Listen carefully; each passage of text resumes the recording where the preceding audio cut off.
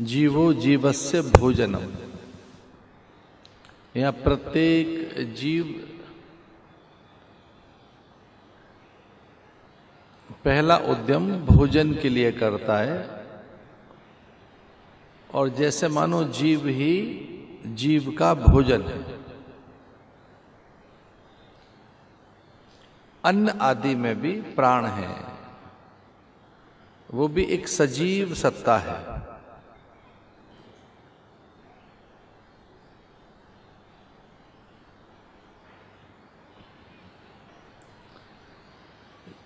वनस्पतियों में भी जीव सत्ता है, और जिसे हम मृत्तिका कहते हैं, मिट्टी कहते हैं, उस मिट्टी में भी एक चैतन्यता है, वहां भी प्राण सत्ता है। लाखों करोड़ों जीव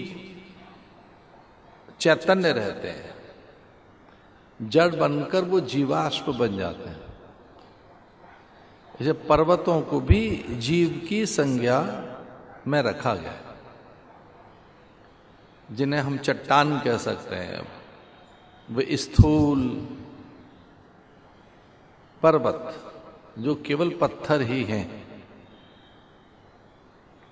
उस पत्थर में जहां हमने स्थूलता देखी है, वहीं आज भी अब ये विज्ञान स्वीकार करता है, और हमारे प्राण विज्ञान में पहले से ही वहां प्राण है। तो जो भारत के ऋषि मुनियों ने अनुभव किया, और विशेषकर जो वैदिक ज्ञान है, उस वैदिक ज्ञान के अनुसार जीवन पत्थर में भी है।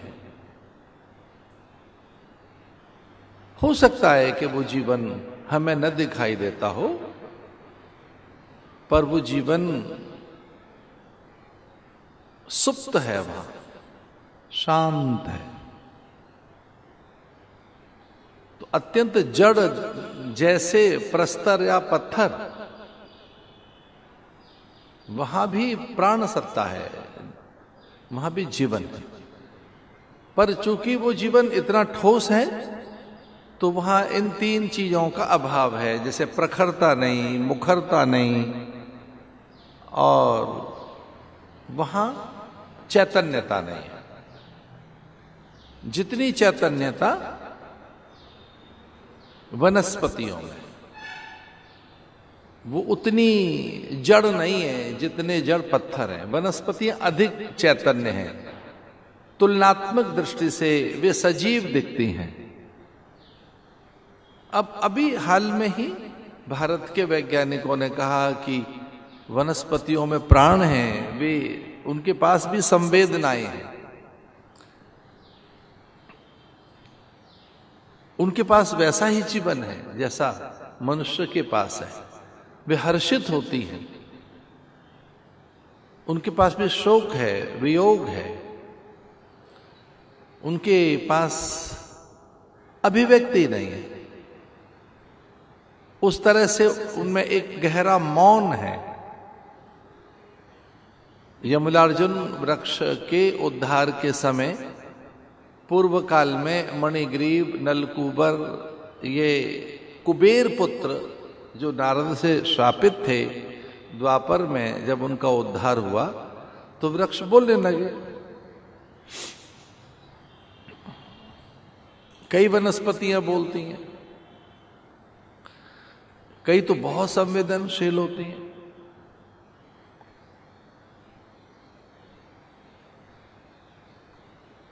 छुई मुई का खेल देखा आपने, कि उसकी ओर आप तर्जनी ले जाएं तो किस तरह से संकुचित होती है। कितनी वनस्पतियां हैं जिन्हें स्पर्श मान्य नहीं है, स्पर्श के कारण वो संकुचित होती हैं, भयभीत होती हैं।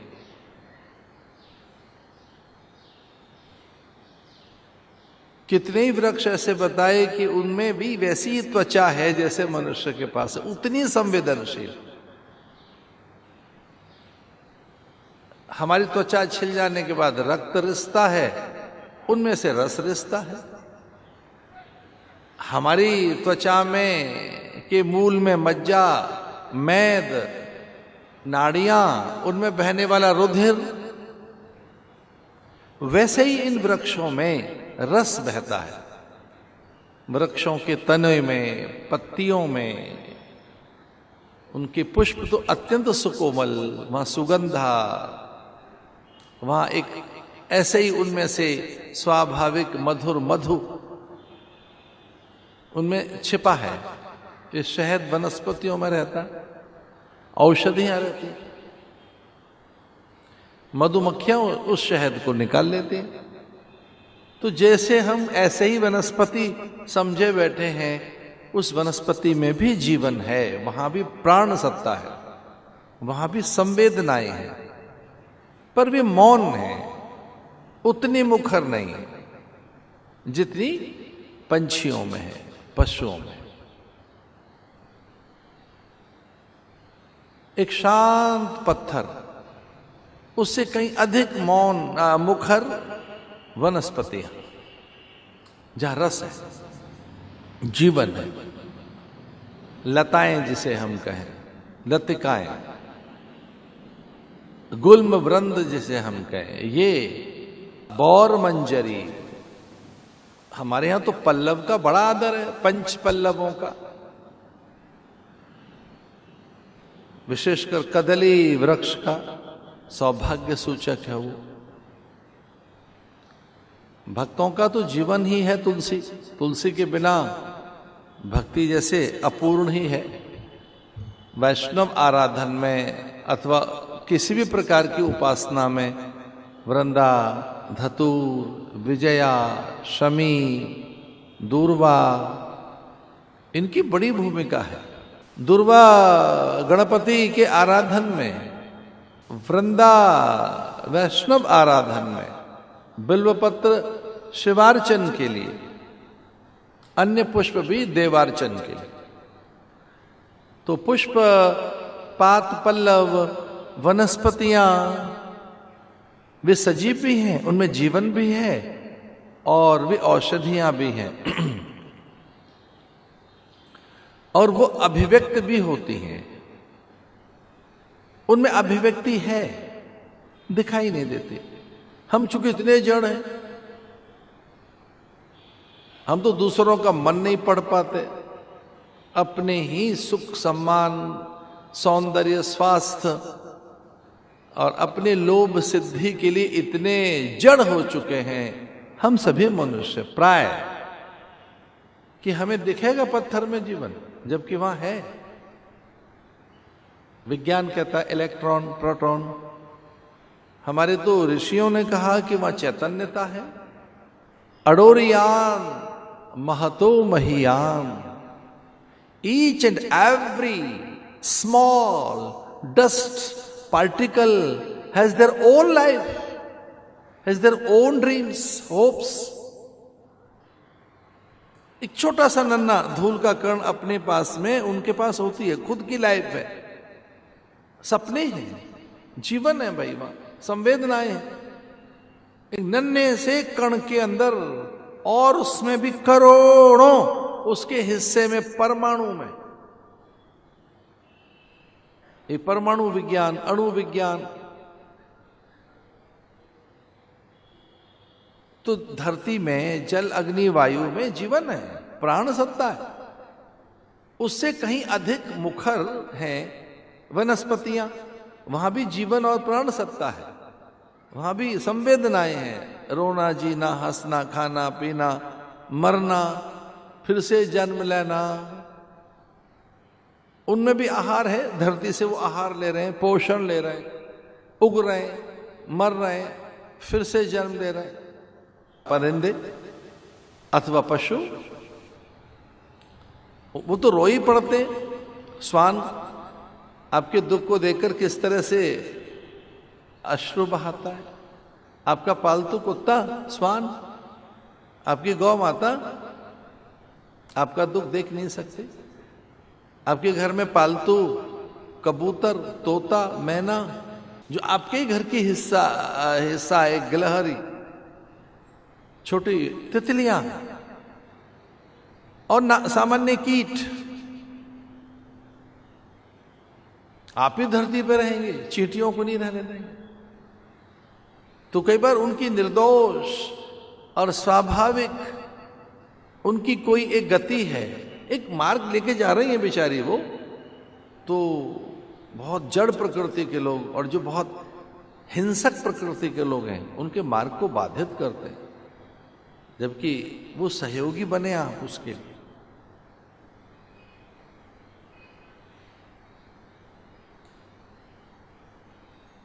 तो जड़ पत्थर, वनस्पतियां और उनसे कहीं अधिक मुखर और जीवंत जागृत चैतन्य है पशु अथवा पंछी भी, जिनके पास एक सीधा मन है और वो मन उन दोनों सत्ताओं से एकीकृत है, देव सत्ता और पितृ सत्ता से। यद्यपि हम उनसे भी अधिक बलवान हैं, हमारे मन में तो ईश्वर तक को जानने की स्वाभाविक सामर्थ्य है, लेकिन उतनी ही सामर्थ्य पशुओं के पास भी है, पंछियों के पास है। नंदी के कान में कहीं कोई बात शिव तक पहुंचती है, रुद्र लोक तक पहुंचती है। गौ का क्रंदन, उसकी पुकार, अथवा कागा, काग स्वर, कौवे का स्वर, इनके स्वर में सार्थकता है, उपयोगिता है, व्यर्थ इनके स्वर नहीं है। ये तो मनुष्य है जो व्यर्थ बोलता है, अकारत बोलता है, अनावश्यक बोलता है, या कि उसके बोलने से कितने ही लोग पीड़ित होते हैं, कितनों का मान भंग कर देगा बोलते समय। इतने अधिकार प्राप्त करके वो हिंसक भी तो हो जाता है। और कितना अतिक्रमण किया उसने पर्वतों का, नदियों का, झील जलाशयों का, वनों का। तो कुछ ऐसे कुछ शब्द बोल रहा हूं, जमीन माने जमीन, जंगल, जीव जंतु, जानवर, जनजातियां और अनेक अन्य और जैव संपदा में समाहित अन्य अदृश्य जीव घर छीन लिए उनके। अधिक भूख नहीं, पाने की भूख मनुष्य की, पर जीवन वहां भी है, बड़ा जीवन। अश्वत्थ वृक्ष के पास अपनी विभूतियों का वर्णन करते हुए भगवान कहते हैं, मैं अश्वत्थ में हूं, मैं जाह्नवी हूं, सिद्धानाम कपिलो मुनि, यज्ञानाम जप यज्ञोस्मि, अहम गंगा, अहम जल अन्न प्राण। और वो ये भी लिखते हैं कि मैं मन भी हूं, मैं मन में रहता हूं। भगवान ऐसा भी कहते हैं। इसलिए संभो मना से जानता, किसी का मन न दुखाए, मन को कभी मत दुखित कीजिए। आपकी कभी अज्ञानता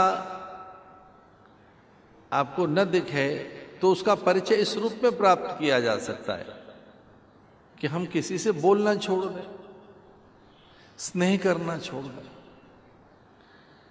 तो ये जो एक राग द्वेष हमारे भीतर रहता है, जो मन में ही रहता है, उसको उतना कलुषित करके मत रखो। तुलसी बाबा लिखते हैं, मिलत एक दारुण दुख दे, बिछुरत एक प्राण हर लेहि। एक प्रकार के लोग हैं जिनको देखते ही कष्ट होता है, मिलत एक दारुण दुख दे। दूसरे हैं जिनके न रहने पर लगता है जीवन ही चला गया। वो व्यवहार अपने मन से करते हैं। वैसा ही मन पत्थरों में है, वैसा ही मन कृमि, कीट, मीन, मतंग, भृंग में है, कुरंग, कपिकागा में है, वैसा ही मन पशुओं में। अभी चौथा है आदमी। हमने कहा प्रस्तर का मन, फिर हमने कहा वनस्पतियों का मन, फिर तीसरा और उन्नत कोटि का मन बताया हमने पशुओं का। इनसे और उन्नत मन है मनुष्य का, मानव मन। इससे भी ऊपर मन है देवताओं का, जिसमें सहज उदारता है। ऊंचा उच्च कोटि का मन कौन? मनुष्य कौन? जिसके पास बड़ा मन है, कम ले ज्यादा दे। तो देवता करते क्या है? 4 चीनी के दाने और थोड़ा सा अगरबत्ती का धुआं, चुल्लू भर पानी, यही तो चढ़ा रहे हैं। और चढ़ा क्या रहे हम? इतना सा नन्ना सा मिष्ठान। कई जगह तो मोदक का साइज इतना है कि उसे पता एकदम मोदक है क्या है, चश्मा लगा के पता लगा, अच्छा मोदक है ये, हाँ गणेश जी को चढ़ाना है, चाहिए ही नहीं उन्हें। कहीं मोदक का बड़ा भी साइज है। बात मोदक के आकार की नहीं है, भावना की है कि कम लेके जो ज्यादा दे। कितना बड़ा मन है देवताओं का कि आपके चुल्लू भर जल से ही पत्रम पुष्पम फलम तोम्या भक्त्या प्रेक्षति, कि पत्र पुष्प फल फूल जल प्रदक्षिणा प्रणाम, इससे ही जो सब कुछ प्रदान कर दे, वो कितना बड़ा मन है। एक हम मनुष्यों का मन है। कहीं ऐसा ना हो कि हम और नीचे जाते जाएं। साधना इसलिए, आध्यात्मिक प्रयोग इसीलिए है कि आपका मन उन्नत हो, उसमें दैवत्व तो आए, चेतना का आरोहण हो, चेतना विकसित हो, चेतना में निरंतर उन्नयन रहे, चेतना एलिवेटेड रहनी चाहिए और उठी हुई। जैसे नाभि से नीचे की चीजें पतन की हैं, नाभि से ऊपर की चीजें उत्थान की हैं। प्राय जिनमें रजोगुण और तमोगुण की अधिकता रहती है, उनमें उनका मणिपूरक चक्र चैतन्य नहीं रहता। योग के द्वारा, विचार के द्वारा, ध्यान प्रार्थना के द्वारा, वैराग्य के द्वारा अथवा भाव सिद्धि के द्वारा अब मणिपुर, ये जो नाभि से ऊपर आप उठे। और जैसे अनाहत चक्र या विशुद्ध चक्र तक आप पहुंचते हैं तो आप भावुक होने लगते हैं, आप में करुणा पैदा होने लगती है, जीव के प्रति अपनत्व प्रेम पैदा होने लगता है, जो ईश्वरीय गुण है, जो दैवीय गुण है। एक जगह दैवी संपदा आई है, दैवी संपद, दैवी संपदा, देवी का देवी की नहीं, दैवत्व, जो दैव संपदा है। हमारे वेदांत में भी उसको षट संपत्ति कहा गया। शमदम, ये विवेक वैराग्य मुमुक्षा, श्रद्धा उपरति, समाधान आदि। विचार सुनते सुनते उपरति पैदा होगी आप में। उपरति कहते हैं सस्ती बातें, ये नहीं, हमको ये नहीं चलेंगे। जैसे बचपन के खिलौने आपके सामने रख दिए जाएं तो न तो आपको रस है, न रुचि है, न वो मूल्यवान है। अब उन पे आपका झगड़ा भी नहीं। बचपन में तो आप रो पड़ते थे, आप तो झगड़ पड़ते कि मेरे खिलौने छीन लिए। तो बचपन में जो खिलौने कितने अच्छे लग रहे थे आपको, और आप उनको संभाल कर भी रख रहे थे, और वो आपकी ही संपदा थी। ज्ञान से उपरति होगी, खिलौने देख भी नहीं रहे आप, जिनके रूठ जाते जिस गुड़िया के लिए। तो जो कन्याएं गुड़िया को लेकर रूठ जाती, गुड्डा और गुड़िया के खेल में वो न जाने क्या करती, अब उन्हें उनमें रुचि नहीं है, क्योंकि वो अब उन्हें मूल्यवान नहीं लगते ना। उपरति का अर्थ है ज्ञान से उन चीजों को जो सार्थक नहीं है आप हटा दें। उपरति, जागतिक उपरति ही साधना का फल है। ये जैसा वैसे ही रहेगा जगत। आपको क्या लगता है कि कोई एक ऐसा दिन आएगा कि सारे सही हो जाएंगे, सब भले हो जाएंगे, सब महान हो जाएंगे और सबके दिव्य चरित्र बन जाएंगे? ना, ये तो ऐसा ही रहेगा जगत। और गिरावट भी आ सकती है इसमें, पर आप ज्ञान के द्वारा एक उपरति पैदा कीजिए। ये आपको विचलित न करे, ये जगत आपको व्याकुल न करे। ये आपको बहुत दुखी न कर देगा। तो ये उपरति, और इससे ऊपर की चीजें विरति। एक उपरति यानी अवॉइड, इग्नोर। ज्ञान में वो चीज दिख ही नहीं रही आपको, है दिख नहीं रही है, दिख भी गई है तो आपने उसको बहुत गंभीरता से नहीं लिया है। इससे ऊपर की चीजें विरति, वैराग्य, इससे ऊपर का। उस वैराग्य में सांसारिक गुण दोष आपको कम व्याकुल करते। मेरा तो 1000 बार कहना हो चुका उस कंबल को लेकर कि जब एक साधु का कंबल किसी ने चुरा लिया तो भागा साधु उसके पीछे। गांव के लोग हंस रहे कि लो इसकी आसक्ति देखो साधु की। हम तो बड़ा महान समझते थे इसको। कंबल चोरी क्या हो गया है, जैसे मानो उसका सारा संसारी चोर। अरे साधु बड़ा व्याकुल है, कंबल के लिए भाग रहा है। वही मेरा चोरी हो गया कंबल, भागने लगा। गांव के लोगों ने समझाया अरे दूसरा आ जाएगा कि नहीं नहीं वो कंबल बड़ा अच्छा था, तो चोरी भाग रहा है चोर। अब गांव के लोगों में से किसी ने कह दिया महाराज क्या आप तो ज्ञानी है, वैराग्यवान पुरुष है, महान है, त्रिकालदर्शी हो, ये क्यों भाग रहे हैं? आप आंख बंद करके देखो गया कहाँ है। हम आज चोर तक पहुंचते आपका कंबल दिला देंगे। दौड़ भाग किस बात की? हमें भगा रहे हैं, आप भी भाग रहे हैं। अब साधु को दौड़ने की आदत नहीं, साधु को तो दौड़ने की आदत नहीं, वो तो एक ही जगह बैठा रहता था। मुझे आदत है, मेरी वॉक के साथ चल नहीं पाते लोग। आज 9:30 और 9:15 के पेश पे मेरी वॉक थी मॉर्निंग में, तो चलो पीछे हाँफ रहे थे सब लोग।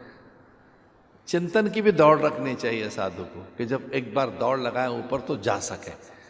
कुछ फ्यू सेकंड लगे कनेक्ट होने में, इतनी तगड़ी तैयारी साधु को रखनी चाहिए। हाँ हम जगत में रहेंगे लेकिन कुछ ही पल में हम अपने में भी लौट सकें, अपने आप में भी आ सकें, ऐसी साधु की तैयारी थी। दौड़ना तो नहीं आता था उसे। गांव के लोगों ने कहा हमारा बैठो, आंख बंद करके देखो, जहां साधु वो गया चोर वहां हम चलते, दौड़ क्यों रहे? बैठ गया साधु आंख बंद करके, अब हर्षित है, आनंदित है, प्रसन्नचित है। वैराग्य हो गया ना साधु को, वैराग्य में लौट आया। विरति, उपरति, विरति, अब वैराग्य में लौट आया साधु, स्वभाव में लौट आया साधु। गांव के लोग हमारा आंखें खोलो, ये क्या हुआ, अब बताओ कहाँ है चोर? उन्होंने कहा पता लग गया हो। अब वो साधु धीरे धीरे चल रहा है, पहले भाग रहा था, क्योंकि चोर का पता लग गया चोर कहाँ है। शमशान में आके बैठ गया साधु। लोगों ने कहा, गांव के लोगों ने, कि महाराज यहां तो चोर है ही नहीं, आप यहां कहां ले आए हमको? बोले यहीं आएगा, अभी नहीं, 4 दिन के बाद, 40 दिन के बाद, कभी भी आएगा। यहीं शमशान में ही आना पड़ता है, यहीं लौट कर आना पड़ता है, यहीं पे आएगा। कंबल वाला साधु मेरा कैरेक्टर है ये बड़ा जबरदस्त।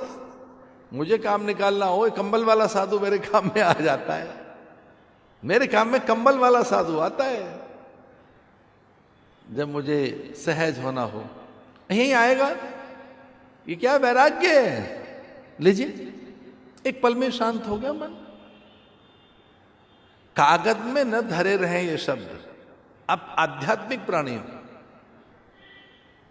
कि केवल किताबों में, पुस्तकों में, धर्म ग्रंथों में ही न छपे रह जाएं, ये वाणी विलास न बन जाए, ये आध्यात्मिक वाक सौरभ में वाक व्यंजना न बनी रहे। प्रयोग भी कीजिए। दिन में तो दिया किसी काम का नहीं है, याद भी नहीं रहती उसकी।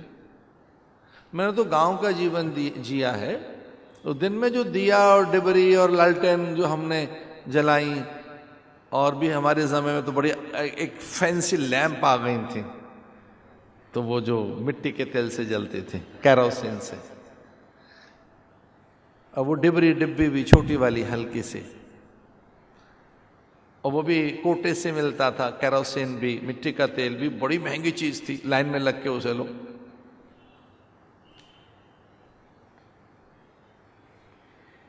दिन में नहीं याद आता ना, जरूरत नहीं, कोई याद ही नहीं करता उसको दिन में। वो तो जैसी सांझ गहराएगी फिर वो लालटेन याद आएगी, प्रकाश तब याद आएगा, तभी वो काम आएगा।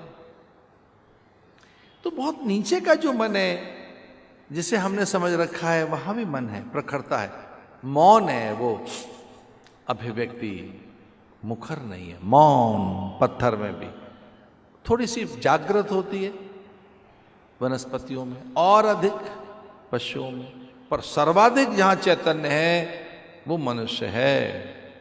मन वो उच्च कोटि का बनना चाहिए। वही संपदा है आपकी, षट संपदा। वेदांत में आए जो षट संपत्ति है, ये इसको ही संभाल के रखो। और ये षट संपत्ति शम दम विवेक वैराग्य मुमुक्षा श्रद्धा समाधान उपरति, ये अभ्यास से आती है। इसका अभ्यास करना चाहिए, यत्न पूर्वक नित्य अभ्यास होना चाहिए, विवेक के साथ, वैराग्य के साथ, बड़े विचार के साथ अभ्यास निरंतर रहना चाहिए। तब कहीं आपका अच्छा मन बनेगा, उदार मन बनेगा, बड़ा मन बनेगा फिर। और आपके पास बड़ा मन नहीं है तो ये प्रगति नहीं हुई आपके। और इसी को मुक्त होना है, यही बंधन डालता है। आशा पाश शतेर बद्धा। तो जो सुखाभिलाषाएं हैं, सुख की कामनाएं हैं, वो एक नहीं है, 100 हैं। उसे आपको ठीक करना होगा। गांव के लोगों ने कहा कि हमारा यहां चोर तो नहीं दिखाई देता, बोले यहीं आएगा, ये वैराग्य है। शांत हो गया मन। तो कुछ ही देर में आपके मन के दुख आपसे दूर हो सकें, कुछ ही पल में आप आंखें खोल सकें अपनी और शांत हो सकें, ये आध्यात्मिक अभ्यास से संभव है। ये आपकी साधना से संभव है, क्योंकि हम अपने अभ्यास का ही परिणाम है। अब इतना अभ्यास है हमारा देह का, बहुत अभ्यास कर लिया हमने देह का, कुल जाति वंश परंपरा आयु और विचार कर करके संप्रदाय का, ये मेरा संप्रदाय, ये मेरा मत सिद्धांत, ये जाति कुल गोत्र और मैं ऐसा। हमने इतना बाहर अभ्यास किया हुआ है कि ये मेरी जाति है, कुल है, गोत्र है, वंश है, परंपरा है, फिर ये मेरा संप्रदाय, गांव गली मोहल्ला है, और मैं ये हूं। अपना अभ्यास कर लिया।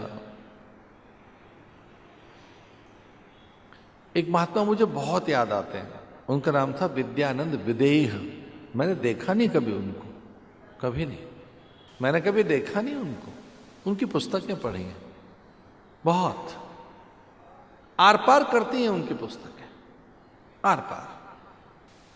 उनकी एक पुस्तक के विचार का एक अंश बता रहा हूं आपको, कि जिस दिन भी आपको समझ आएगी दूसरों पर दोष नहीं दोगे, क्योंकि समझ नहीं पकी है, इसे दोषी कोई और है। अवनति में, पराजय में, हानि में, अपयश में दोषी कोई और है, आप नहीं। और जिस दिन भी समझ आई, जिस दिन भी, तो पता लगे अनभ्यास के कारण है, अविवेक के कारण है, विचार नहीं किया है। विवेक के बाद तो दोष ही नहीं देते आप किसी को, कभी नहीं। और जन्म से सारे साधन आपके पास हैं, सब साधन आपके पास है, कोई साधन ऐसा नहीं है जो आपको न मिला हो। ये रॉकेट जैसा है, ये जो मनुष्य देह है, रॉकेट जैसी है कि लॉन्च होने के लिए आया है सीधा। उपनिषदों में से श्रेय और प्रेय ऐसा कहा गया कि ये बहुत भोगी है, इसे हर पल ही संसार चाहिए, तो ये ऊपर न जाकर नीचे ही जाएगा, नीचे जाएगा। ईंधन न हो जिस पटाखे में, इस रॉकेट में, वो थोड़ा सा उसको आप पलित स्पार करें, फुस फुस फुस करता हुआ थोड़ा धुआं और कुछ नीचे गिर जाता है। ईंधन नहीं है, ऊपर उठ ही नहीं पाता, बारूद है नहीं उसमें, वो मसाला नहीं कि ऊपर जा सके, वहीं गिर पड़ेगा। कुछ जाते तो टेढ़े जाते हैं, सीधा नहीं जाएगा रॉकेट।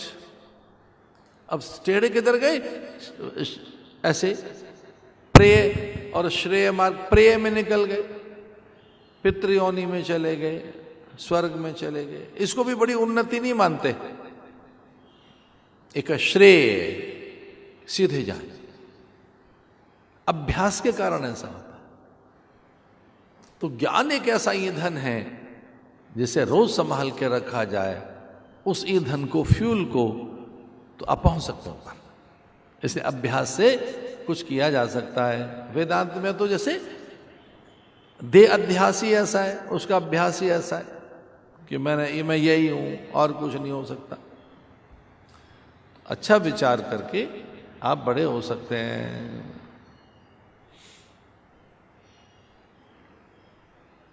अयोध्या की घटना और राम जी ने पूछा, भाई कौन मुझे कैसे किस रूप में देखता है, किसका क्या और मुझसे कैसा संबंध है। और हम संबंधों के जगत में रहते हैं, संबंधियों के जगत में। दाएं बाएं इतने संबंधी हैं, जन्म लेते ही 1000 संबंध। जिनसे ले रहे हैं जन्म वो माता पिता, जो हमसे पहले हमारे माता पिता से आए वो भाई बहन, अब बाद में आएंगे वो छोटे हैं जो पहले आ चुके हैं बड़े हैं, फिर उनके साथी जो हैं, फिर हम जिनके साथ जुड़ गए, पता लगा कि हमारे भी बच्चे हो गए, फिर उनके बच्चे हो गए। हम संबंधियों में रहते हैं ना भाई, हम संबंधियों में ही तो रहते हैं। और रहते हैं किसमें? कितनी संबंध त्याग दो, साधु बन जाओ, यहां भी संबंध है कि ये गुरु है और मैं चेला। संबंधों में तो रहेंगे। भगवान ने पूछा, भाई कौन क्या संबंध मानता है? सबको ज्ञान देने के लिए भगवान ने हनुमान को बोला, अरे भाई हनुमान जी इधर आओ, क्या मानते हो मुझे? क्या समझ रखा है मुझे? क्या लगता हूं मैं आपका? मैं कौन हूं आपका? मुझे क्या मानते हो? तो हनुमान जी ने कहा कि महाराज आप ब्रह्म है, परमात्मा है, मैं जीव हूं, मैं सामान्य जीव। आप ब्रह्म, आप परमात्मा। तू दयालु देन हो, तू दाता हो भिखारी। तू तो दयालु है, मैं देन हूं। तू दाता है, स्वामी है, तू परमात्मा है और मैं, तू ब्रह्म है और मैं जीव हूं। तू ठाकुर हो चेरो, मैं तो आपकी चर्या करने वाला, नित्य आपके गीत गाने वाला। हे ठाकुर, हे परमात्मा, तू सर्वस्व है मेरा और मैं तेरा सामान्य सेवक दास। ब्रह्म है, मैं जीव हूं। तू भक्त है, भगवान मैं भक्त हूं और आप महान है, मैं कुछ भी नहीं हूं। मैं क्या हूं आपके सामने? तो राम जी ने कहा, अच्छा यही रिश्ता है क्या हमारा आपका? बोले ना, है तो ये, पर मानता नहीं मैं इसे, रिश्ता तो कुछ और है। और क्या है भाई? बोले आप परमात्मा है, मैं आत्मा, आप ब्रह्म है, मैं सामान्य जीव हूं। और क्या? बोले आप परमात्मा है, मैं जीवात्मा हूं। अरे मानता क्या है? उन्होंने कहा जो आप हैं वही मैं हूं। ज्ञान की दृष्टि से तो वही मैं हूं जो आप है। मुझ में तुझ में भेद नहीं है कोई, ज्ञान की दृष्टि से। ज्ञानी नाम अग्रगण्यम। तो वो जो हनुमान भीतर, राम जी भीतर रहते हैं, वो मेरे रोम रोम में रमते हैं। ज्ञान में वही हो जाता है जी, ब्रह्मविद ब्रह्मैव भवति। तो फिर छोटा भी मन कहां रहेगा? हमें तो देवता रहते हैं। चाणक्य के पिता की जब मृत्यु हो गई, जब वो कारागृह में हुई थी, महानंद पद में बड़ा त्रास दिया था उनके पिता को, आचार्य चणक को। विष्णुगुप्त छोटा,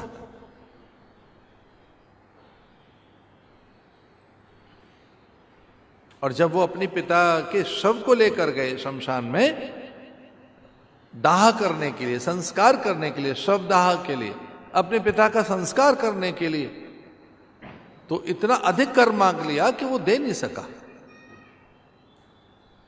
और उस संस्कार में कुछ सम्मिलित नहीं हो सका। अब लकड़ी कहां से चाहिए? तो घर आया विष्णुगुप्त और अपने घर को तोड़ने लगा जिसमें वो रहते थे। मां गहरे शोक में थी। मां समझ गई थी कि सब प्रतिकार कर रहे हैं। राज भय के कारण कोई कोप का भाजन नहीं बनना चाहता। राजा नाराज हो जाएगा, कुछ साथ नहीं दे रहा था। तो अपने ही घर के मध्य का शहतीर, वो खंभ उन्होंने कुल्हाड़ी से तोड़ा। घर ढहने लगा।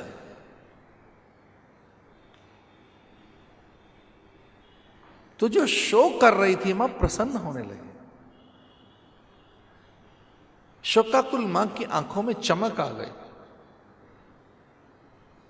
और पूछा उससे कि जब सब हमारा तिरस्कार कर रहे हैं, ऐसे में तुझे क्या लग रहा है? उसने कहा मेरा बाप मरा कहाँ है? देह मरी है उसकी। मेरा पिता मुझ में रहता है। और ये मैं आपको भी कह रहा था, ध्यान से सुनना। बाप मरता नहीं है कभी ना, न मां मरती कभी, देह मरती है उनकी।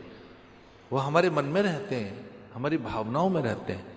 तो गुरु मरता नहीं है कभी, वो ज्ञान है, वो हमारे भीतर रहता है। पितृ कभी मरते नहीं है, वो ईश्वर कभी मरा नहीं है, वो है। तो चाणक्य ने अपनी मां को ज्ञान देते हुए कहा कि मैं देह का संस्कार करने जा रहा हूं, पर मेरा पिता तो मेरे वीर्य में जिंदा है, मेरे ज्ञान में, मेरे विचार में। पिता तो पितृ सत्ता है, वो मेरा आदर्श है। उसके कई स्वप्न मैंने पूरे करने। देह नहीं होगी, शोक मत कर। न तेरा पति मरा है और न मेरा बाप मरा है। प्रतिकार हम करेंगे। उसके सपने, उसकी आग लेके जिंदा रहूंगा। तो जो आचार्य चाणक्य इतना बड़ा जो गणितज्ञ बने या अर्थशास्त्री बने या उस समय की भ्रष्ट व्यवस्थाओं की जड़ें खोद डाली और एक नूतन साम्राज्य स्थापित किया, इस पूरे राष्ट्र के लिए एक राजा पैदा किया उसने, चंद्रगुप्त जैसा। वो कहता है कि मेरे भीतर रहता है परमात्मा, मैं उसे निकालूंगा और किसी में पैदा करूंगा। तो ये जैसा मन बनाओगे वैसा बन जाएगा, जैसा आप सोचेंगे वैसे हो जाएंगे।